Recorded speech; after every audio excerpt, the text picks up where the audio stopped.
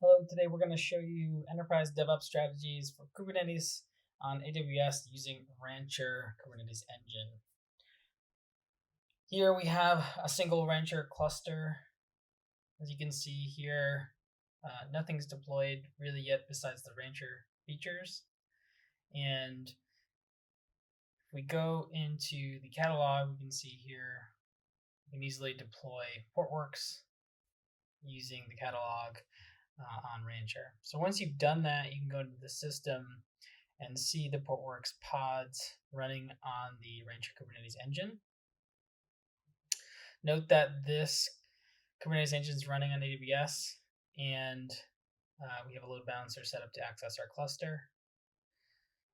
We can take a look at the nodes for this cluster. Seeing there's 3 workers, 3 control planes. We can look at the daemon set for Portworx and see here that we do have some specific arguments for AWS, such as the GB2 EBS type backing our entire Portworx cluster. We can also get the pods in kubesystem namespace for Portworx themselves to see the Portworx pods running successfully. Keep in mind we can also access this from the Rancher UI. So here we can dig in and go into any of the pods that Portworx is running and open up a shell. And here we have access to Pixie-Cuddle, the Portworx CLI. And we can get the overall status for the cluster, showing that the total cluster size as well as the devices that are backed by EBS, as we mentioned in our installation parameters. Here we can see there are 150 gigabytes as we noted in the daemon set arguments.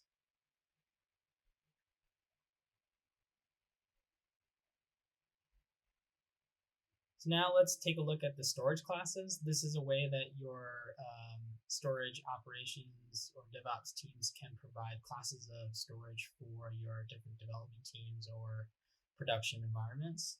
So here we have 3 different ones. I'll take a look at the Replica 3 storage class here, which has a bunch of parameters, including I/O profiles for databases and priority I/O, getting the best storage it can, 3 replicas, and snapshot schedules. This is probably most appropriate for production. And at the same time, you can have another storage class available to anyone on this cluster that just uses replica 1, which is perfect for just kind of testing out applications using Portworx. Here we can see a Postgres database which uses a persistent volume claim that references the storage class that we just looked at for the production environment. And all you need to do is kind of reference the storage class and the amount of storage you want for that PVC, and then reference it below in the deployment for the volumes and the name of that claim. And that's all you need to do. So we can go ahead and deploy this. And Portworx will create that volume with dynamic provisioning, meaning that volume is not created ahead of time. Portworx goes ahead and does this on the fly for the Postgres deployment. Now we can see the PVC is initially pending as it finds the right information, and then it gets bound right away with the capacity and access modes that we talked about in the persistent volume claim. Postgres is now also up and running. And here we can go back to the Pixie-Cuddle CLI and see the volume with our volume list command and the attributes and where it's attached to. We can also inspect the volume by giving the volume name, and there's a lot more information here, such as the device name, the IOs and the amount of bytes used, where it's attached to, what IP address, the attributes, the replicas, and what actual container, the consumer that's using this. So this is telling you that the exact Postgres pod and container that it's using.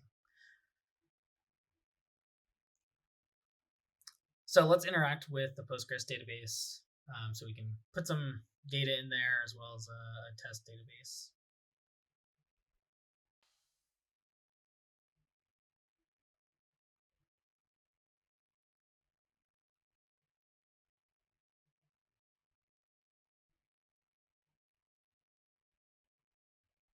Now we'll go into the Postgres user and issue a PSQL.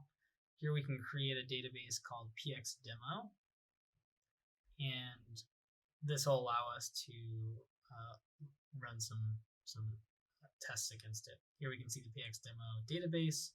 We can drop out and run pgbench to get some data in that database itself. So here you can see that the pgbench is running against that pxdemo database. Now, if we go back to our inspect, we can see the active IOs in progress. This is all also boiled up to our monitoring, but here you can see it with volume inspect. And if we continue to look at this, it'll change as it goes and data will grow. So this is only 5 gigabytes, but if you're running a big test, you may say, oh, this isn't enough space. So Portworx can dynamically allow you to resize volumes on the fly. This means live applications can get their space expanded automatically. So here we can go in and just edit the PVC, either as a DevOps role or an admin, and just update the storage request, the original one, from 5 gigabytes to 10 gigabytes. Once we save this file, Kubernetes will automatically update this, and Postgres will get 10 gigabytes of space because Portworx will just go ahead and resize the volume on the fly. So here, if we inspect again, we can see that it's 10 gigabytes. Great, so now we have an application running in Rancher Kubernetes, but we need to protect this. So we have another cluster here called Rancher PX DR, and you can see that the Postgres namespace isn't in this site yet because it's our DR site. So here on the left, we can see our DR site running Postgres. And on our right is our DR site. And this doesn't have a Postgres pod or namespace or anything. So the first thing we need to do is generate a cluster pair to tie these two clusters together. So this will drop in and give you a certificate so you can connect the clusters together. Simply save this output and put it in a YAML file on your source or your primary cluster. And once you save that, you can go ahead and create that cluster pair via kubectl. And this will connect our primary to our DR site. So you can see here that the pair is ready, and now we can create a migration that targets that remote cluster pair and the Postgres namespace that we've been working out of. So once we've defined that migration, we can go ahead and also create this directly from kubectl and create this. Once that happens, the migration starts, and we can look at the active migrations. So you can use Stork or kubectl to do this. Here we can see that the status is successful and final, so all of our objects are now migrated over. Note that our DR site still is not running any pods, but it now has all the objects that it needs to fail over. So here we can also see the namespaces. Postgres is now created as of a few seconds ago. This is because of the migration. We can also look at the deployments showing that Postgres is ready to be turned on, but it doesn't have any pods yet. So let's go ahead and simulate a failure event. To do this, we're going to shut down or deactivate our primary site. Our primary Rancher Kubernetes engine will basically have its domain shut off for storage. And here we can see our primary becomes out of sync. It's labeled as not in sync. Once that happens, if you still have access to that cluster, turn off Postgres. But in a failure event, this will likely happen automatically. Postgres will fail, or your applications will fail. But we're turning it off, and then all you have to do on the DR site is run an activate command.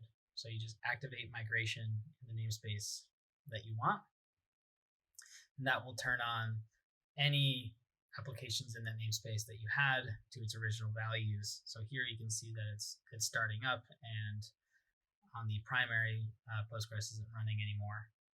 So Postgres is now up on our primary our DR site, And we've successfully failed over from our primary to our DR Rancher Kubernetes cluster.